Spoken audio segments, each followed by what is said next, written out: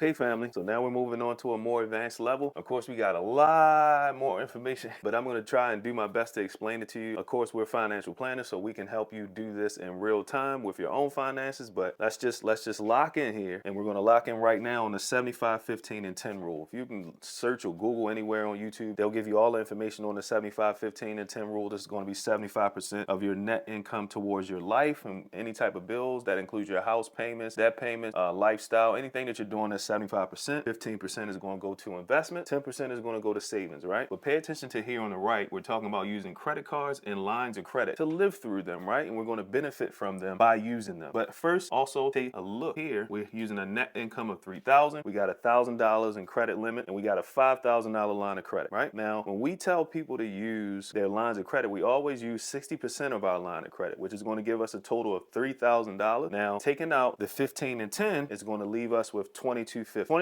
that we have in a month to do everything we need to do. Remember, this is net income. I always talk about using net income. We never use gross. Gross is not real. You pay your taxes, and then you have your money for the month. So net income goes in to your checking account. Then what happens? You pay yourself first. 15% goes to investments. That could be a 401k, mutual funds, IRAs, index universal life insurance policy, that type of stuff. Then 10% goes into high yield savings accounts, right? So again, if we break it down, 450 goes into investments, 300 goes into your savings. That leaves you with $2,250 a month of legit cash that you can use, right? You're going to use that money to make debt payment, right? When you pay your debts down, a lot of the things that you use in a month are going to be in the form of credit card payment or line of credit payments, right? So if you are the type of person that swipes the card a lot, that's great. But sometimes you can't swipe the card. Some payments like mortgages and car notes, sometimes they won't let you make a payment with a credit card. So you'll use your line of credit for that. And we teach people how to use lines of credit. We teach people how to get lines of credit. And we also get lines of credit for people being a funding broker. Now, once you make your payment, you're going to go into your lifestyle. Remember, use your credit card for every single thing that you possibly can. And whatever you can't use your credit card for, you use cash from your line of credit. Because if you understand how a line of credit works, you just literally go into your bank account, you transfer the cash over, it becomes a loan, and you can pay it directly back. But remember, we're only using the amount of money that we can afford to pay. We're not using more money than we can afford to pay. We're not giving ourselves debt at the end of the month. We're paying it off every single month in full. What happens when you do this? You get rewards from using your credit cards. You get cash back from using your credit cards. You get increased limits on both the credit cards and the line of credit. Why is that a good thing? Because if you are the type of person that is ambitious,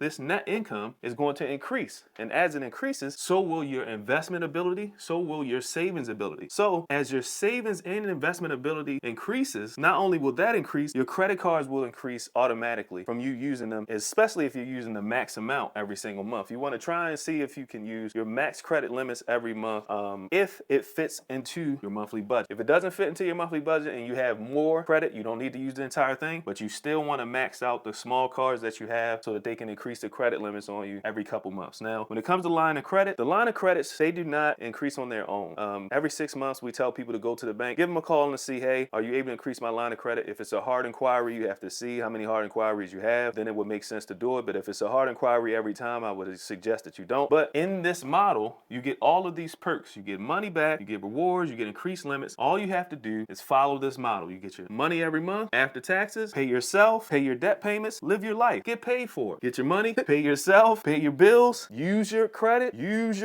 get paid for it. It's pretty much that simple. So this is level 2. We can go more in depth with this model, but using this is the premise of what we're going to go into in the next coming videos, because I'm going to teach you how to pay off debt extremely faster. We also have an annual budget tracker that I'm going to drop a link to at the end of this video to kind of track all these different transactions and savings and stuff, because I know it's kind of hard to do in your mind. So we have an annual budget tracker that you can use, but just pay attention to the model, and then over time, we're going to teach you how to pay off debts extremely faster using this model and taking loans to pay off your debts and then getting paid back for using those same loans. So if you have any questions, please drop a comment. If this video gave you any type of value, please like, share, and subscribe. Your boy Treetop Chris checking in.